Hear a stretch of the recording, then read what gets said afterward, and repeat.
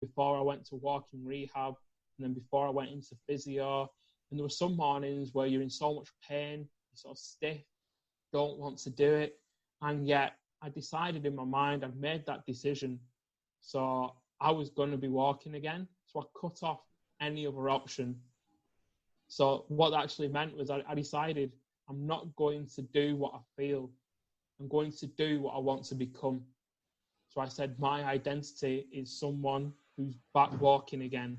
And therefore my actions will be, I will do what the necessary exercises, the necessary stretches, the necessary appointments.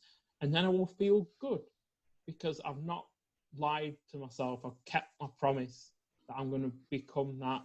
And in so many ways, in life, we want to be something. And then that we want to be, we then do something. And then we kind of hope that it's going to work.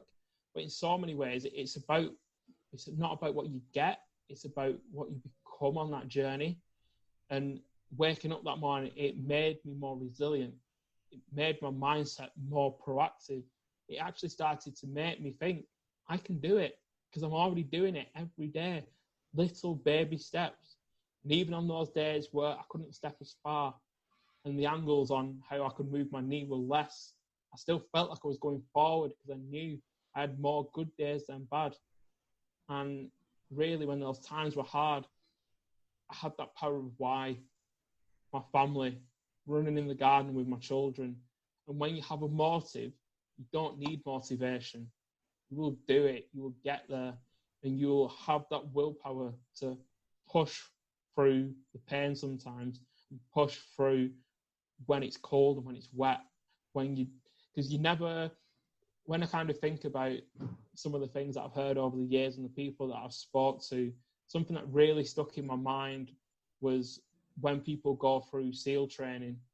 And the truth is, you don't need SEALs on a sunny day.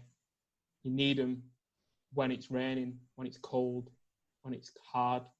And that really solidifies the idea. It's not, you don't need to have every day sunny, but when it's not sunny, you still need to turn up and be there for yourself, to be honest to yourself.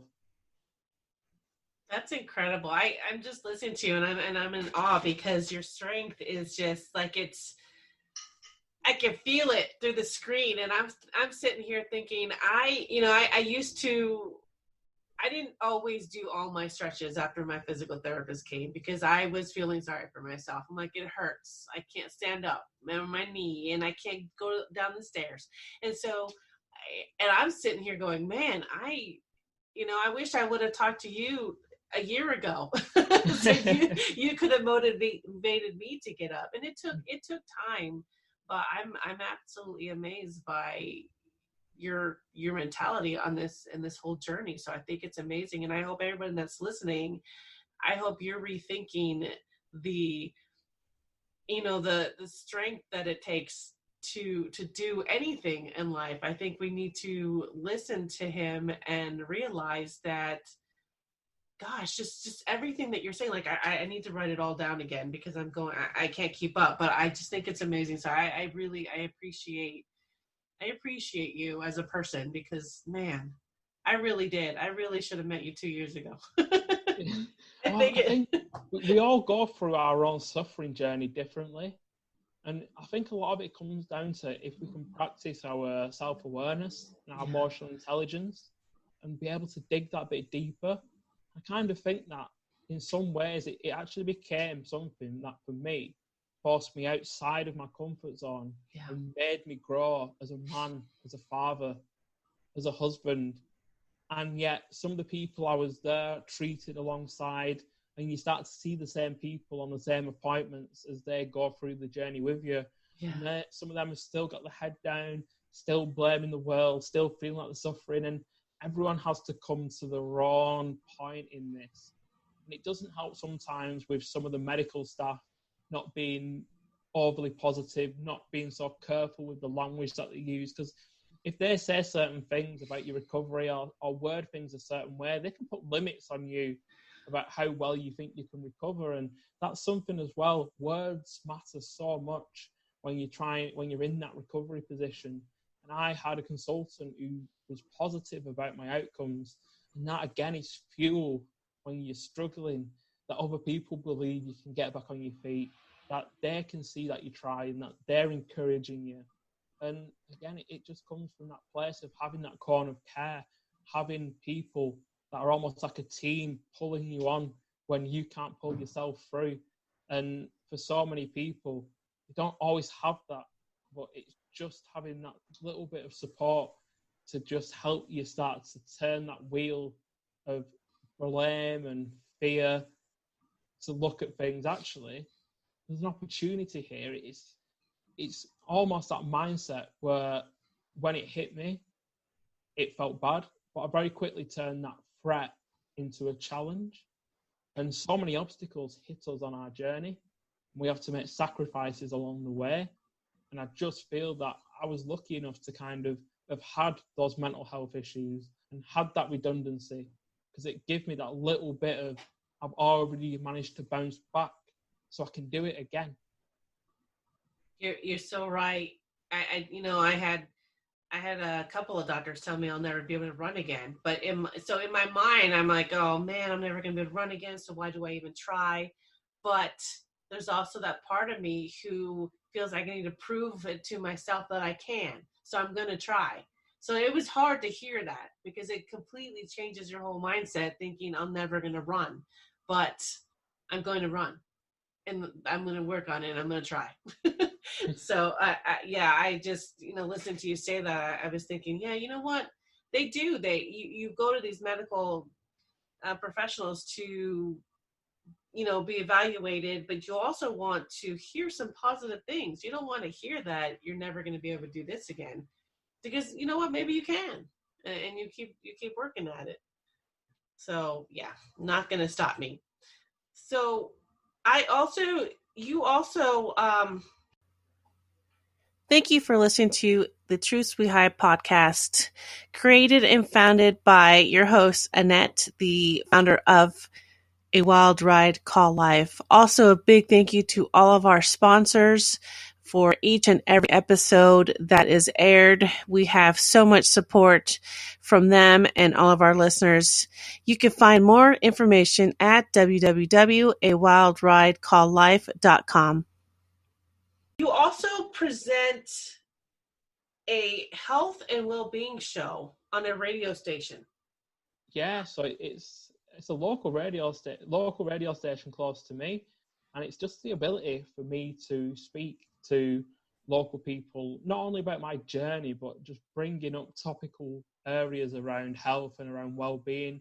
They can just take in a few of my insights and possibly use them, because on my own journey to become better, I mean, I got this disease for the rest of my life, but what I've actually done is I've worked on my sleep, and I've worked on my nutrition, and I've worked on my movement, and spent years experimenting. Mm-hmm. And as of next week, I'll take my last dose of medication. Now I'll be controlling my disease by lifestyle alone. And that is from years of documenting when I eat things, how it makes me feel, what energizes me, what can I tolerate, what drains me, what sets my inflammation off, and working out where is the best time for me to sleep, my sleep environment, and optimizing that, building a routine around sleeping well, and finding out how much I can move, what I can do at the gym, which exercises that I can do that are not painful, but also making sure that I don't do too much, but don't do so little that I become stiff and put myself at risk of being unfit. And just optimizing that and constantly testing. I almost have I put a lab coat on in my head, and I'm like, right, this is an experiment. I'm back in the lab at school. I'm doing some science, get the data and crunch it. And yeah, that's actually led to the fact that now I'll be taking my last dose of medication next week. And with my consultant, I should be able to control it, hopefully, for the rest of my life without taking any medication. Because the medication it dampens your immune system, so you don't attack yourself. It's toxic stuff. It's really not very nice. And for me, in the long term, being off that is much healthier.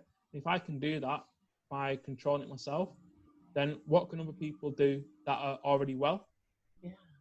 If they do that, they can get to levels of performance, health, and happiness that were what they felt maybe were out of their reach. But it just takes that bit of experimenting, because in so many ways we're all bio-individual. So we all have our own genetic expression and our own microbiome, and we are completely individual. So one person's meal plan, sleep schedule, that's for them. Might not work for you, probably won't do, because you're completely your own footprint, your own fingerprint, and it does change and evolve over time. But if you start to experiment, you'll find what works for you, and suddenly you'll have so much more energy to do the things that you really love doing. That's incredible, and congratulations. I can't imagine how exciting that must feel to get off of a medication that you can actually, work on yourself without it. So that's incredible.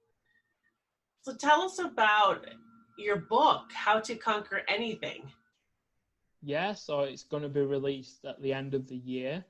And really, it's a bit of a deep dive into not only my own story, but also the work that I do in psychology around looking at how we can start to conquer fear, conquer anxiety, conquer certain elements of depression, but also conquer some of the things that hold us back, such as procrastination, perfectionism.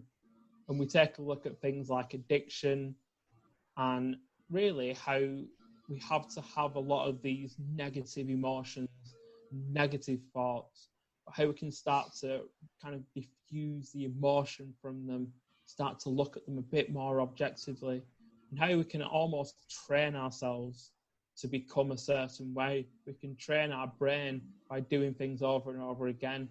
So there's little things about fostering gratitude and looking at how we can boost our emotional intelligence and how we can cultivate a bit more willpower.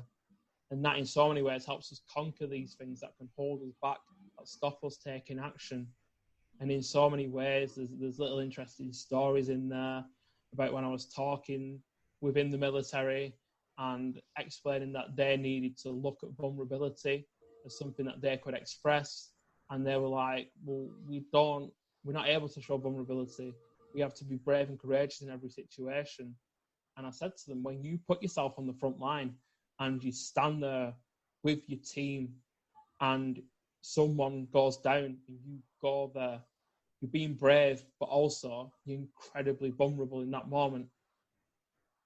You show vulnerability all the time. You just don't see it. And it's like just little stories and bits like that from my own experience and the people that I've spoke to. And it's all really threaded into a book that for so many people comes a little bit of a toolkit for helping them to conquer the little things that are holding them back from finding their authentic selves, from opening those doors where they're afraid to. But on the other side of those doors, it's getting you close to your potential. It's that growth. It's the little things that you want. And you've just got to build that courage so you open it, you stick your head through, and then you just jump through. You jump off the diving board and splash into the water, and there you go. There's so much there for you. And there's all sorts. There's things around looking at a bit of psychology and a bit of philosophy, and just really threading it all through and understanding that how you see challenge is really important, because challenge and uncertainty are a part of what we need as humans to grow. And I almost put it in that terms that if you take an oyster, it doesn't create a pearl unless a parasite comes inside, irritates it, attacks it, and then suddenly it makes a bit of treasure. And that's a bit like our failures in life. We fail, and we should fail often and fall flat on our face, get ourselves back up again, but then look back at that failure. Don't attach emotion to it. You've not failed. It's not you. You've not failed. Something has failed, but it's not you. So take that emotion away and just look at it objectively as it is. Unpick it. There's definitely lessons in there for the future of things that you probably shouldn't do again. But there's also a little bit of data what might help you in your future decisions. And then like in the oyster, there's always a tiny little pearl of treasure that will be really, really useful for you to keep with you for the rest of your life. because from every little failure, there's a bit of treasure that you can then take forward, and it'll always be with you.